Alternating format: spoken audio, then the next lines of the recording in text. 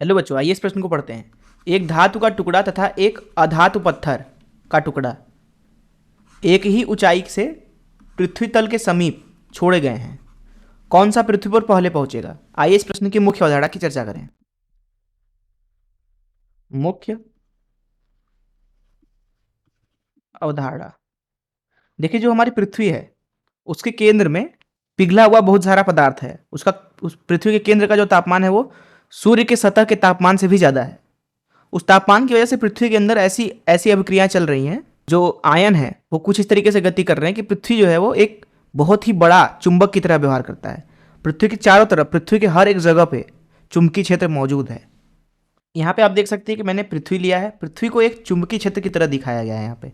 जैसा कि हर एक चुंबक में 2 ध्रुव होते हैं, तो इसमें भी 2 ध्रुव हैं चुंबक के अंदर। हालांकि ऐसे पृथ्वी के अंदर चुंबक नहीं है, लेकिन इसको समझने के लिए ऐसा बनाया गया है। और ये आप देख सकते हैं कि पृथ्वी के चारों तरफ चुंबकीय क्षेत्र है, चुंबकीय क्षेत्र। अब ये पहली चीज आप समझ लें। दूसरी चीज यहाँ पे हम ये समझते हैं, लेंज का नियम। लेंज का नियम लेंज का नियम आसान है। ये कहता है जो प्रेरण होता है, प्रेरण वो कुछ इस तरीके से होता है। ये हमेशा क्या करता है? हमेशा कारण का विरोध करता है, विरोध करता है। अर्थात किसी वस्तु के अंदर धारा या विभव अथवा चुंबकीय क्षेत्र कुछ इस तरीके से उत्पन्न होता है कि वो जो उत्पन्न हुआ है जिस कारण से, वो उसी का विरोध करता है। तो इस मुख्य आधार से चलिए प्रश्न को हल करते हैं। देखिए, प्रश्न में हमसे कहा जा रहा है कि धरातल पे, तो ये मान लीजिए पृथ्वी तल है। अब इसके ऊपर से एक धातु का टुकड़ा और एक पत्थर का टुकड़ा। तो मान लीजिए ये धातु का टुकड़ा है और ये पत्थर का टुकड़ा है। इन दोनों को छोड़ दिया जाता है गिरने के लिए। कौन जल्दी गिरेगा?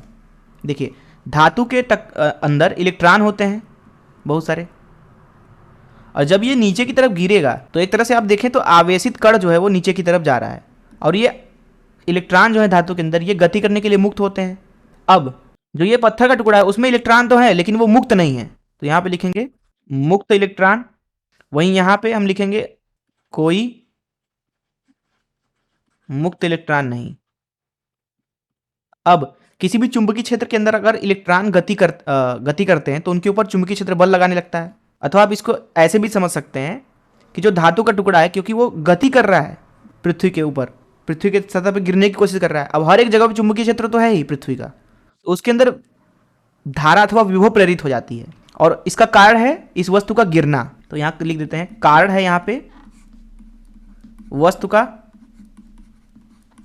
का नीचे त्वरण। इसका कारण प्रेरण का। इसका मतलब यह है कि प्रेरण जो होगा कुछ इस तरीके से होगा कि ये त्वरण को ही कम करे। तो प्रेरण की वजह से ऊपर की दिशा में थोड़ा थोड़ा इसके ऊपर त्वरण लगने लगेगा, और यह है प्रेरण के कारण। अब इस वस्तु को ऊपर की तरफ थोड़ा थोड़ा त्वरण मिला, नीचे की तरफ गुरुत्वीय त्वरण है, लेकिन इस पत्थर को ऊपर की तरफ कोई त्वरण नहीं मिलेगा, क्योंकि इसमें इलेक्ट्रॉन मुक्त है ही नहीं। तो वो गति ही नहीं कर सकते हैं। जब गति नहीं कर सकते हैं तो कोई धारा उत्पन्न नहीं होगी, कोई चुंबकीय क्षेत्र उत्पन्न नहीं होगा। तो ये मुक्त रूप से जी से ही गिरेगा, लेकिन अब इसका कुल त्वरण जो है वो बदल जाएगा। अब अगर इसका कुल त्वरण लिखना चाहें आप, उसको ए डैश से लिख देते हैं, तो वो है जी ऋण ए। तो सीधी सी बात है कि जो धातु का टुकड़ा है वो देर में गिरेगा सतह पे, पत्थर का टुकड़ा जल्दी गिर जाएगा। तो प्रश्न में पूछा जा रहा था कि कौन पृथ्वी पर पहले गिरेगा? तो धातु का टुकड़ा बाद में गिरेगा, पत्थर जो है वो पहले गिर जाएगा। मैं आशा करता हूं कि आपको इस प्रश्न का हल जरूर समझ में आया होगा। धन्यवाद।